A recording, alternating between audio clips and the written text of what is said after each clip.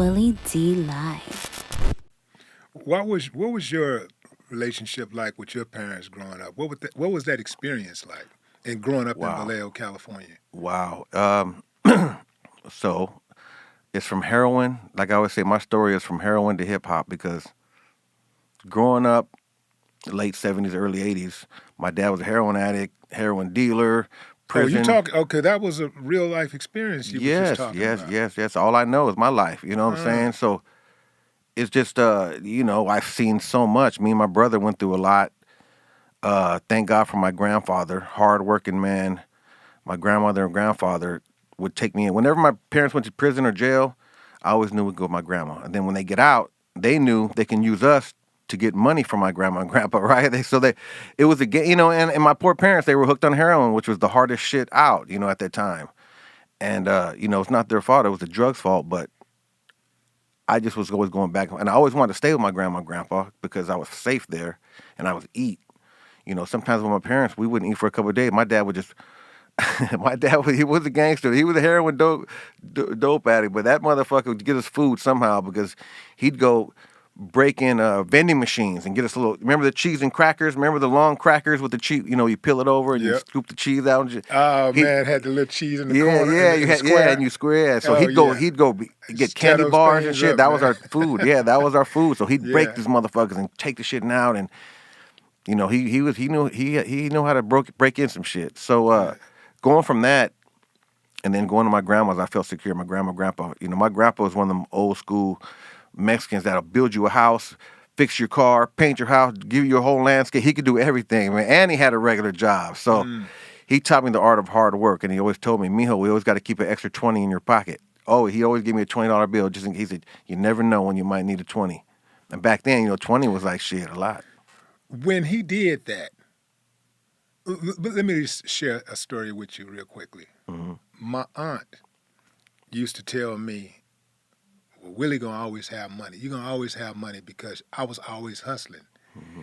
And I respected her so much that I wanted to live up to that reputation of always having money. Because she said it, I believed it. So Yeah. was that like, Yeah, I did you looked up to feel my that way when grandpa. your grandpa told you that? Hey, keep an extra 20?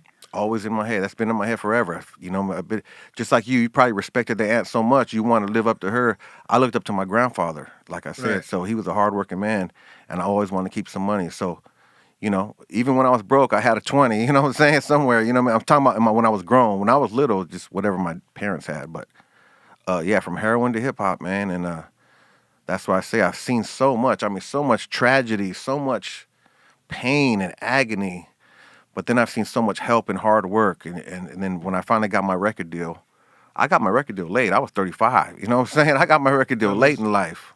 You got your deal in '98 with Dope House, right? That was Well, Dope House was like 99, but that wasn't really a major that deal. wasn't That was that just, wasn't a major deal, but it was a major deal, but I wasn't you getting no know. money. I just was on the label and was And like, you were writing for yeah, Carlos, yeah, I wrote a lot of songs. I wrote Wiggy, right? Wiggy, Wiggy, which became a big staple in his catalog. But Yeah, we were there, but we were broke. You know what I'm saying? That's like, a lot of, we acted like we had money. You know how the rap game goes. Like, we right. got to fake it till you make it. So we were all there, and it was just, everybody, there was so many rappers there, and everybody had to pretend that we had money because that's what the game was. But we was Yeah. broke as a bad joke.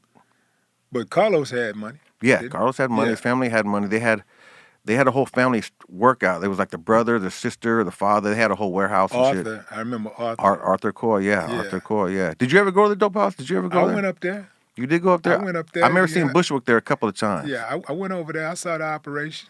Crazy, right? That was Yeah, crazy, right? yeah, man.